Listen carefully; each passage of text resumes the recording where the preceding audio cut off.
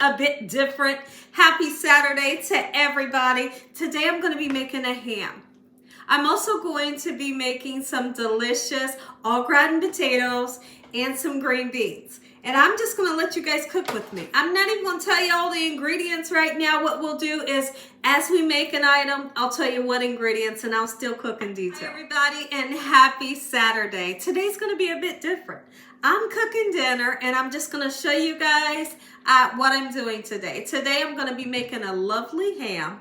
I'm going to be making some homemade au gratin potatoes and some green beans. And what we'll do is, as I make something, I'll tell you the ingredients and I'll still cook in detail so y'all can understand how I'm making things. Make sure your hands are impeccably clean. Let's make Saturday still. Hope you're having a spectacular day today. Let me know in the comment section below, what are you making that's delicious for you and your family? What's on your menu? The first thing we're gonna get started on is our green beans. And so we're going to need to take some bacon. I got about 5 or 6 pieces here. We're gonna chop them down, okay? And once we get them nice and chopped down, we're gonna put them into this pan and I wanna get them nice and crispy, okay? And of course, once you cook your bacon, you're gonna get some good bacon grease. That bacon grease is gonna help to flavor up your green beans in such a manner where everybody's gonna be like, them things taste good, right? They're gonna say it, for sure they are. So get your bacon cut up, get it into the pan, nice golden brown and crispy.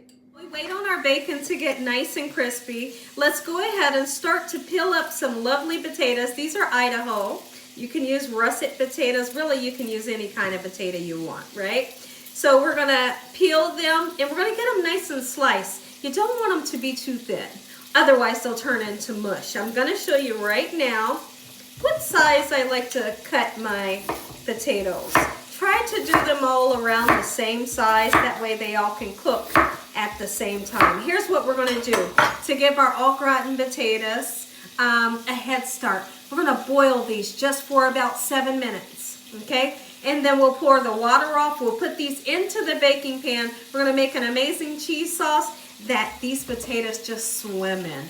Sounds good, right? Look in our pan. I've rinsed these potatoes off about 3 times until the water's nice and clear. They're sitting in cold salted water. Once it comes up to a boil, count 7 minutes and then turn them off and drain them. The whole purpose of pre-cooking the potatoes on top of the stove is so they don't have to take forever and a day to cook in the oven, right? Otherwise, they take forever. Let's go ahead and put some onion right in because our bacon is crispy. And we have that beautiful bacon grease that we're going to use for flavor. If at any time you feel like you might have too much bacon grease in here, just take some of it out. You don't need a whole lot to make flavor, okay? So now we're gonna wait until these onions get nice and translucent. And then once that happens, we're gonna take the 2 cans of green beans that are undrained and the 2 cans of green beans that still has the liquid, pour it right in, season, and let them go, right? Go ahead and put our green beans in. The onions are clear. And I like to use these French style green beans. By all means, you could use whatever kind of green beans. You could even use fresh. This is actually one of my holiday recipes that I use to make for the holidays. Okay, so we're gonna go right in with accent. There's a lot of people that's not a fan of it. I love it, okay? If you're not a fan, leave it out. We're gonna use some black pepper. We're not gonna skimp on the spices. Onion and garlic powder and a little bit of salt. And then guess what we're gonna do? We're gonna let it simmer on low. Take a look at our potatoes. We've put them into a baking dish and now we're gonna make the sauce, and this sauce is the boss. It tastes so spectacular. Now let's go ahead and get started on our sauce. We're gonna shred up our cheese. It's better that you shred your cheese versus getting the kind in the package that's already shredded. We have a Colby cheese, a sharp cheese, and a mozzarella, and mozzarella is always gonna give that nice cheesy pull that we love. Spread our mozzarella. In the meantime, I want you to get a 1/2 cup of cooking oil. I'm using vegetable oil.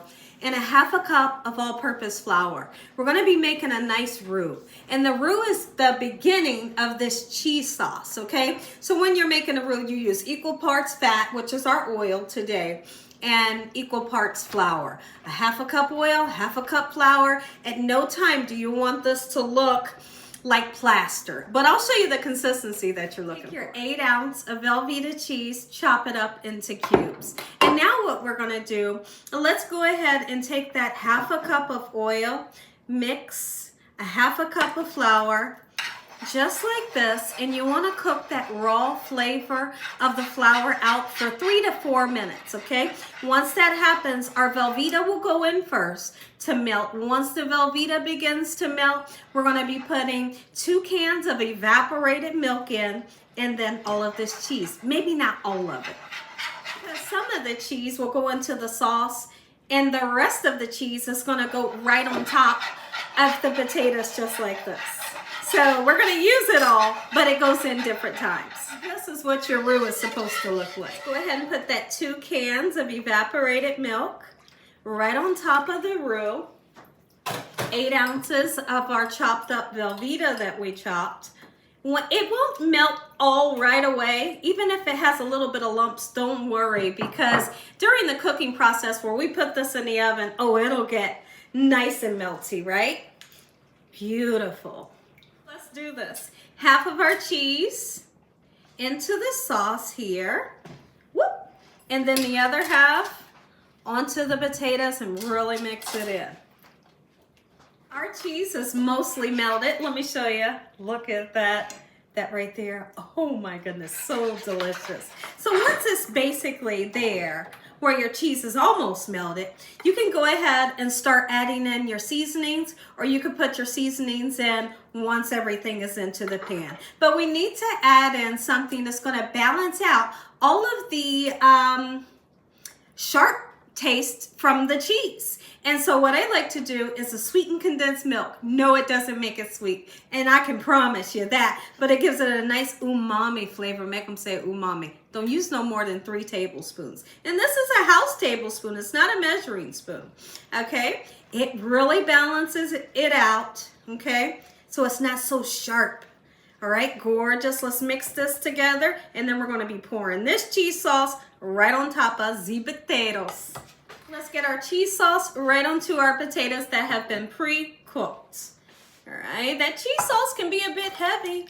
There we go. Don't worry, we're gonna get to the ham, but the ham is gonna be last because it is a fully cooked ham, and all we really gotta do is bring it up to temperature and give it some nice flavor, right? So now what I like to do is start on the things that take a while, do them first. And if you have something that doesn't take as long, you can always do that last. Gotta add some seasoning to it. Keep in mind your cheese does have salt in it, so you don't have to use that much salt, okay?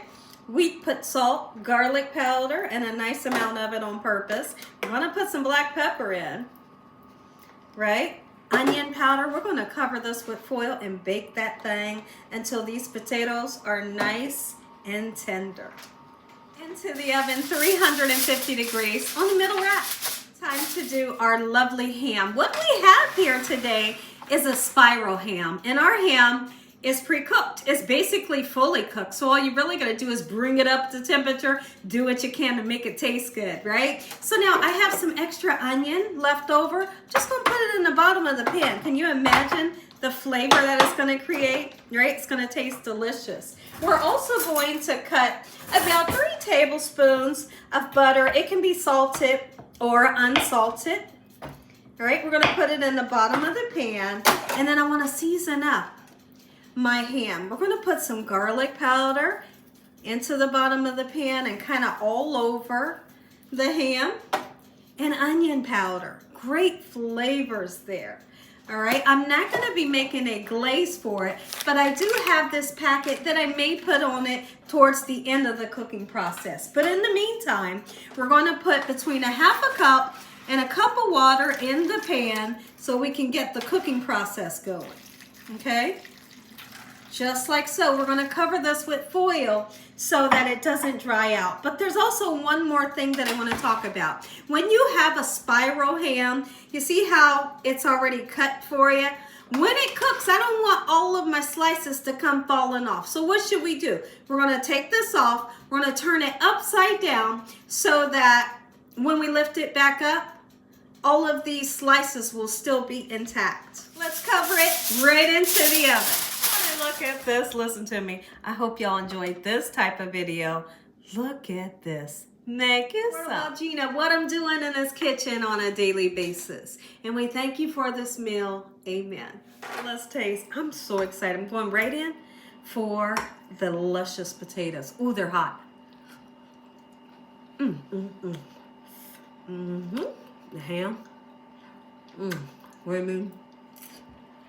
Make this some. You're gonna love this.